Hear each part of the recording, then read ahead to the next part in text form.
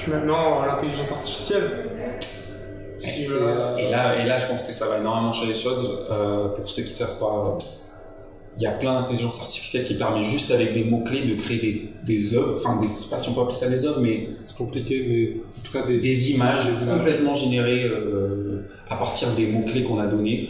Par exemple, si on tape, là, on est dans un musée, si on tape musée art romain. Ah oui, ça sort des trucs, c'est bluffant. Ça s'appelle Midjourney, si vous voulez le plus connu, c'est Midjourney, il est gratuit. C'est gratuit, en plus, imaginez les trucs de fou qu'on peut faire avec. Si on sait exprimer ce qu'on veut.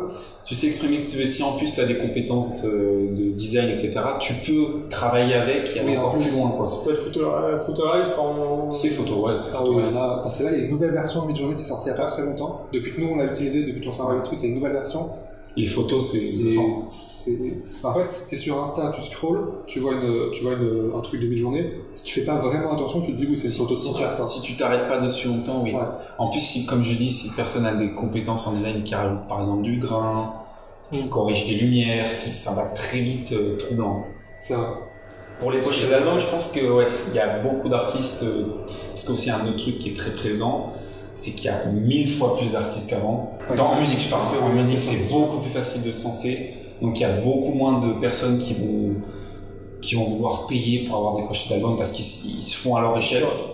Vu qu'il y a le corpus est beaucoup plus grand, donc forcément le corpus de trucs moins réfléchis, on va dire, est aussi beaucoup plus grand. Donc faire sa pochette très simplement avec des intelligences artificielles, c'est une bonne solution pour beaucoup, quoi. Mais c'est vrai que tu renvoies direct à une émotion, tu dis ouais, mon album c'est un album triste, tu mets un album triste, ça va très vite, c'est sûr. C'est que depuis quelques années déjà la musique c'était accessible à n'importe qui chez soi, mais l'art pas encore. Là maintenant, d'ici peu, tout le monde pourra juste rester chez soi.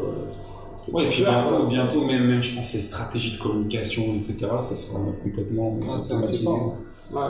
C'est inquiétant pour beaucoup de métiers. Ouais. C'est un sujet complexe parce que je vois ce que tu veux dire quand tu dis voilà, nous on est un petit groupe typiquement, on va pas aller payer un artiste pour faire un pochette d'album, on n'a pas le temps, on n'a pas l'argent, on n'a pas et puis on fait ça pas de manière professionnelle non plus.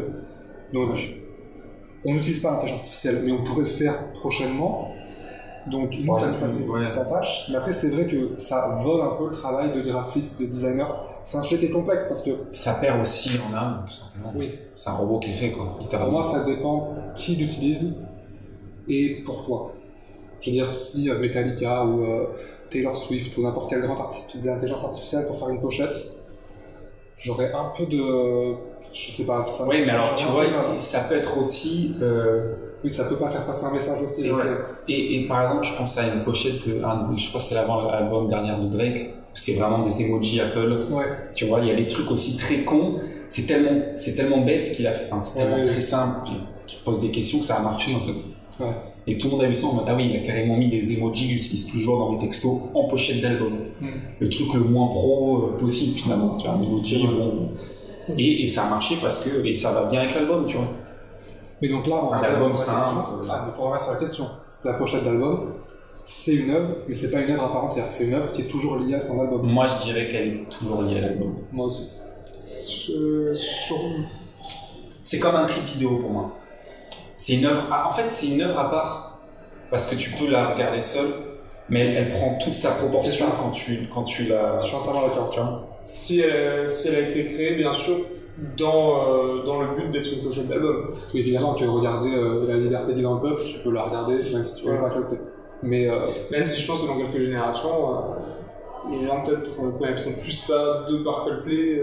Vraiment, c'est pas une mauvaise chose dans le sens où si c'est une porte d'entrée à l'art, toutes les portes d'entrée sont bonnes. C'est comme écouter une musique dans une pub. Oui, c'est ça. Il n'y a pas de bonne manière de découvrir une œuvre d'art. Moi, je suis d'accord. Complètement.